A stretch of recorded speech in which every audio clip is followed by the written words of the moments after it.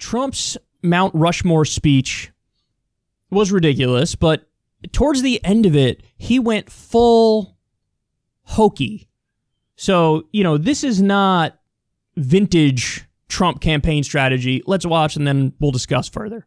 That to be American is to inherit the spirit of the most adventurous and confident people ever to walk the face of the earth. Americans are the people who pursued our manifest destiny across the ocean, into the uncharted wilderness, over the tallest mountains, and then into the skies, and even into the stars. We are the country of Andrew Jackson, Ulysses S. Grant, and Frederick Douglass. We are the land of Wild Bill Hickok and Buffalo Bill Cody. We are the nation that gave rise to the Wright brothers, the Tuskegee Airmen, Harriet Tubman, Clara Barton, Jesse Owens, George Patton, General George Patton, the great Louis Armstrong, Alan Shepard, Elvis Presley, and Muhammad Ali. And only America could have produced them all. No other place. We are the culture that put up the Hoover Dam, laid down the highways, and sculpted the skyline of Manhattan. We are the people who dreamed a spectacular dream. It was called Las Vegas in the Nevada desert. Who built up Miami from the Florida marsh, and who carved our heroes into the face of Mount Rushmore.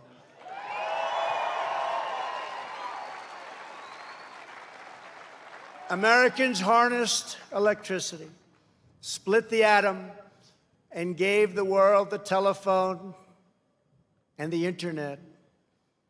We settled the Wild West, won 2 world wars, landed American astronauts on the moon, and one day, very soon, we will plant our flag on Mars.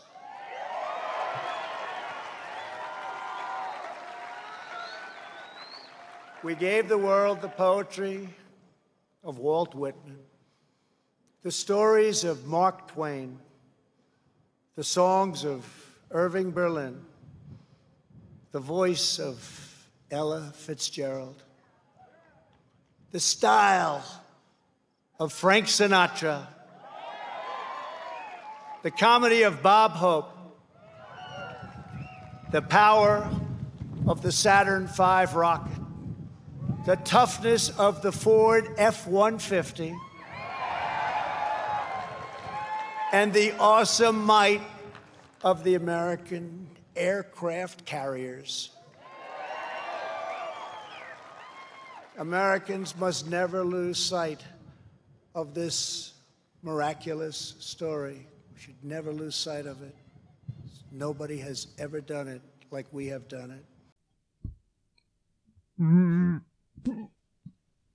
All right, there's so much to say about this because honestly, that was abysmal. Every part of it was abysmal. I'm not just saying that from a personal perspective. I'm saying that from a strategic perspective. So this was, and I don't even think that they realize it. I don't even think, Trump really registered this. But what that was a rejection of his 2016 strategy. That was the polar opposite philosophy in action. See, that was an American exceptionalist speech right there. That was him saying, oh, we're so perfect, we're so special, we're so amazing, and let's talk about how great we are. Now, in 2016, what did he say? The exact opposite. He said, we're a mess, our infrastructure is crumbling, we're doing all these stupid wars, We can't continue. Our leaders are so stupid. What we're doing is so stupid. We need to make America great again. And what did Hillary say in response to that? Hillary said, whoa, whoa, whoa, Donald. America is already great. So she was trying to play the role of the, that's the Reagan mantra. It's morning in America. America's already great. It's so wonderful. Trump rejected that and won. Hillary tried to hearken back to Reagan and say, no, we're already great. Trump 2020 is now Hillary of 2016. Trump is saying America is already great.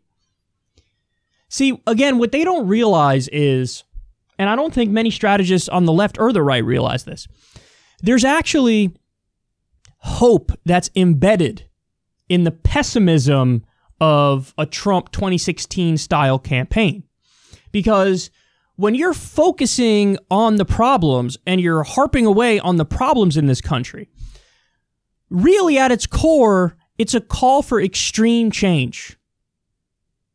And when you express disgust at the current moment, it means what you're saying is we gotta get away from this. We gotta do something radically different. It's necessity is the mother of invention, or however that phrase goes. When you feel like things are so bad that you have no choice but to improve it and to go in a different direction, there's hope in that, even though you sound very pessimistic when you talk about the problems. When you endlessly suck America off, as he just did right there, that implies that, well, we don't really need to change much because we're good as we are. That's the implication there. Again, he might not realize it, but the implication is, whoa. Let's not change too much. Let's not do too much different because listen to all these great things about us that I'm going to lay out.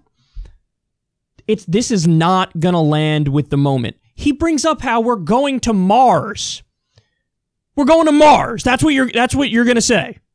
Okay, how about you stop COVID first? How about you get people jobs first? How about you get people health care, or at the very least, stop people from hemorrhaging their health care as they are right now? Guys, we already had 28 million Americans without health care. Then we added at least another 20 million under his watch as a direct result of some of his policies, like the executive orders against Obamacare. People are hemorrhaging their health care in the middle of a pandemic. Over 120,000 Americans are dead. And that number's going up rapidly. It's going to spike quite a bit in the coming days because we keep hitting a record number of COVID cases every single day. We have the actual unemployment rate is above 20%. That's Great Depression territory. And you're talking about Mars? You're talking about Mars. See, now I'm reminding myself of Allen Iverson. We talking about practice? We talking about practice. Not the game, practice. We're talking about Mars? We're talking about Mars with a pandemic and a depression? And you're talking about Mars. How the hell did this clear a room of advisors and staffers to Trump? How the hell did this clear that room? Are you all the dumbest people on the planet? Republican strategists are just as bad as Democratic strategists. And I used to say Democratic strategists are the dumbest people in all politics. No, Republican strategists are just as dumb, if not dumber. How are you going to talk about going to Mars when we can't even beat COVID? We're the only country on the planet, that maybe us and Brazil, that are not fighting back against it effectively. Look at the chart of us versus, the European countries. It is embarrassing.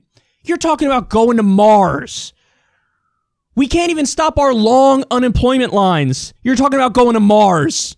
Unbelievable. Then he goes on and he brings up Frank Sinatra, Elvis Presley, Frederick Douglass.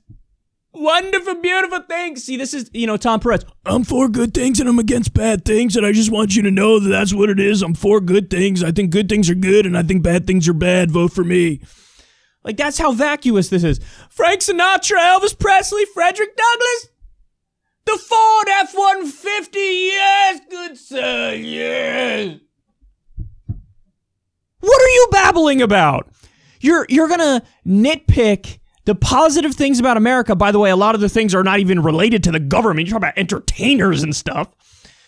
You're going to nitpick all the good things about America and just say it and present it like, oh, yes. Yes, we're so wonderful, yes. Who is this appealing to? Who is this appealing to?